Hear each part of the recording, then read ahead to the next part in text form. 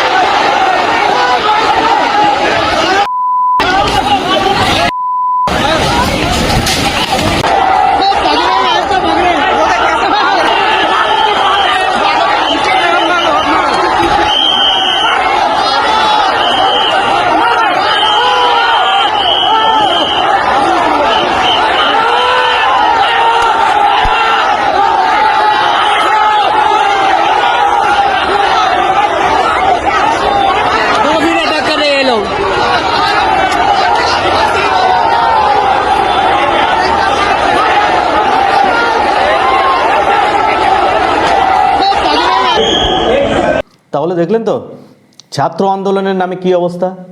ছাত্র আন্দোলনের নামে গাড়ি উল্টে দেওয়া হচ্ছে, পাথরবাজি করা হচ্ছে, পুলিশকে টেনে হিঁচড়ে চুল ধরে মারা হচ্ছে, যা না তাই অবস্থা হচ্ছে এই ছাত্র আন্দোলনের নামে।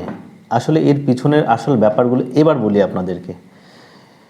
এই পিছনের ব্যাপার হচ্ছে বিদেশি মদত, বিদেশি ফান্ডিং ইতিমধ্যে আসতে শুরু হয়েছে। বিভিন্ন রকম এজেন্সি আপনাদেরকে জানাচ্ছি, এর আগের প্রতিবেদনে আমি জানিয়েছিলাম যে এরা একটা ইন্টারনাল অ্যাপ দিয়ে এদের কমিউনিকেশন চালাচ্ছে, যেখানে নেটওয়ার্ক অফ করে দিচ্ছে, ইন্টারনেট সেবা অফ করে দিচ্ছে সরকার এই প্রতিবাদের কারণে। তো সেই জায়গাতে নিজেদের একটা ইন্টারনাল অ্যাপ আছে। এত কিছু, এত অ্যাক্সেসরিজ, এত কিছু, এত রিসোর্সেস আসছে কোথার থেকে? এই সমস্তটা বিদেশি ফান্ডিং হচ্ছে।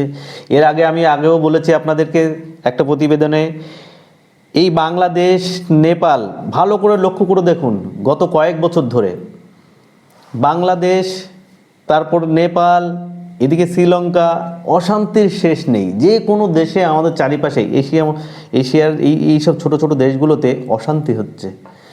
ভারতবর্ষে এতদিন হয়নি, তার কারণ ভারতবর্ষ অনেক বিশাল দেশ, 150 কোটি মানুষ। সে জায়গায় অশান্তি করতে গেলে অনেক রিসোর্সের দরকার হবে, অনেক মদত দরকার হবে। ঠিক সেই জায়গায় আজকে পরিস্থিতি পৌঁছে যাওয়ার মতন অবস্থায় আছে, কিন্তু এটা সম্ভব নয়। এই ককরোচ বা এই ককরোচদের পিছনে যে ধেড়ে ইঁদুরগুলো আছে, আগের দিন বলেছি আমি, অনেক কিছু সহ্য করার পরে ভারতবর্ষে আজ এই জায়গায়। এই ভারতবর্ষকে এখন চক্রান্ত চলছে, বিভিন্ন বিদেশি চক্রান্ত চলছে, আর তার সঙ্গে এই দেশীয় দালালগুলো আছে, যারা দেশি দালাল বলছি, এই সমস্ত দালালগুলোদের দেখবেন আপনার খুব সহজে আইডেন্টিফাইড দালাল এরা। দালালি বলবো এদের, কারণ এদের দালালি ছাড়া আমি তো এদের আপাতত কোনো কাজ দেখছি না। প্রোটেস্টের মতন হয়, আন্দোলনের মতন হয়। আন্দোলনের একটা তরিকা আছে, আন্দোলনের একটা প্রসেস আছে, আন্দোলনের জায়গা আছে। এটা কোন ধরনের বর্বরতা? পুলিশকে মারতে হবে, গাড়ি উল্টে দিচ্ছে, পাথরবাজি করছি, নারা লাগছে, ভারত তেরা টুকরে হোগা, বিভিন্ন রকমের আমি দেখেছি নারায়ের মধ্যে বিভিন্ন রকমের চলছে। এটা ছাত্র প্রোটেস্ট, এরা স্টুডেন্ট, এরা পড়াশোনা করে চাকরি পেতে চাইছে, বা এরা আজকে লড়াই করছে। এখন আপনারা ভালো করে চোখ রাখুন, বিভিন্ন স্টেটে যে প্রোটেস্টগুলো, এই ককরোচ, ইতিমধ্যে আমাদের কলকাতায় দেখেছি যে প্রোটেস্ট হচ্ছে। যদি কাউকে জিজ্ঞেস করা হয় যে কেন এসছেন, কি চাইছেন, কোনো মুদ্রা নেই তো বলবেটা কি? তাদের কাছে কোনো মুদ্রা নেই, তাদের কাছে বলার মতন কিচ্ছু নেই, চাইছেটা কি কিচ্ছু নেই। এর আগে চেয়েছে নিট পরীক্ষার যে রেজাল্ট আউট হয়েছে তাদেরকে কম্পেনসেশন দিতে হবে, যারা এর পিছনে, যারা সুসাইড করে মারা গেছে যেসব স্টুডেন্টগুলো, বা তার বিচার হওয়া উচিত, ফার্স্ট ট্র্যাকে বিচার হবে। তারপরে বলছে শিক্ষামন্ত্রী ধর্মেন্দ্র প্রধানের ইস্তফা চাই। তারপরে বলছে এখন মোদিজির ইস্তফা চাই, এখন অমিত শাহর ইস্তফা চাই। এদের মনসাটা বুঝতে হবে আপনাদেরকে, এরা খুব বড় চক্রান্তে আছে, খুব বড় ঘোরে আছে। এর মধ্যে আর একটা পয়েন্ট না বললে নয়, আপনাদের জানতে হবে। ছোট্ট করে বলে দিই, আমি এটা নিয়ে আলাদা এক্সপ্লেনেশন করব। ভারতবর্ষের সরকার গত 25শে মার্চ একটা বিল ইন্ট্রোডিউস করায়, বিল এফসিআরএ, ফরেন ফান্ড রেগুলেটিং অ্যাক্ট।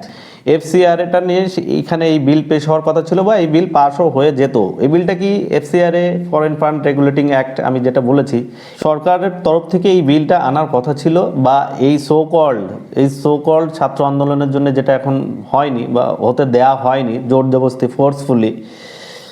একটা জিনিস জানতে হবে, এই টাইপের প্রোটেস্টে, এই টাইপের ছাত্র প্রোটেস্ট বা এই টাইপের গণ প্রোটেস্টে, সরকার বিরোধী প্রোটেস্টে বিভিন্ন অপশক্তি জুড়ে যায়। এর মধ্যে আপনারা দেখেছেন পাথরবাজি, পুলিশদের মারধর, বা বিভিন্ন জায়গায় বিভিন্ন রকমের কি বিধিখিস্তি কাণ্ড বা মারপিট সমস্ত কিছু হচ্ছে। সাংবাদিকদের মারা হচ্ছে, পুলিশদের মারা হচ্ছে, এই গণ আন্দোলনের মধ্যে পিছিয়ে যাচ্ছে কত লোক।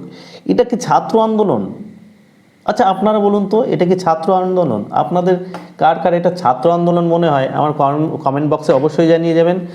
আর এটাও জানিয়ে যাবেন যে কার কার ছাত্র আন্দোলন মনে হচ্ছে না, বা এর পিছনে গভীর ষড়যন্ত্র আছে, যেটা আমার মনে হচ্ছে। মানে আমার সঙ্গে সহমত কে কে আছেন জানিয়ে যাবেন, তাহলে খুব সুবিধা হয় বুঝতে।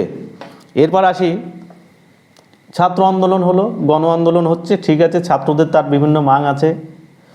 এই ছাত্র আন্দোলনের মধ্যে কাশ্মীরের আজাদি নারা লাগছে, বিভিন্ন রকমের সরকার বিরোধী নারা তো লাগছেই, সেটা তো আমরা ইতিমধ্যে দেখেছি।